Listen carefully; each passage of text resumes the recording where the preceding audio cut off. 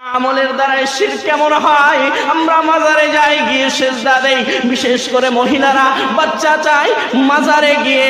ও ভাই, আমি এলান করে দিলাম, বর্তমান সময়ে যদি শিরক মুক্ত দরবার দেখতে চাও, মাজারে চাদর চড়ানো থেকে মুক্ত কোন দরবার দেখতে চাও, মোমবাতি আগরবাতি এগুলো জ্বালানো থেকে মুক্ত কোন একটা দরবার দেখতে চাও, কোন মাজার যদি দেখতে চাও, আমি আহ্বান করে গেলাম শিরক মুক্ত দরবার, চাদর চড়ানোর মুক্ত দরবার, আগরবাতি মোমবাতি যাই বলেন না কেন, বর্তমান যেটা ছয় লাভ হয়ে আছে মাজারে মাজারে। তবে জেনে রেখে দাও, মুজাদ্দিদ জামান হযরত মাওলানা শাহ সুফি মুফতি আজম গাজী রাহমাতুল্লাহ আলাইহির দরবার শিরক মুক্ত দরবার। জোরে বলুন সুবহানাল্লাহ।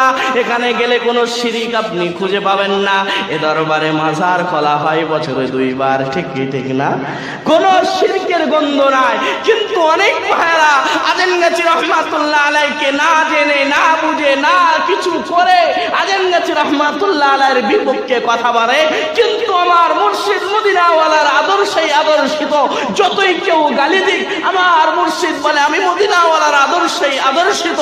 আমি কাউকে গালি দিতে জানি না, কার কাউকে গালি দিতে শেখাই না। আমি দোয়া করতে জানি, ইলাহি রহমত জিয়াদা কর কিয়ামত তক तमाम আলমের উপর। জোরে বলুন না সুবহানাল্লাহ।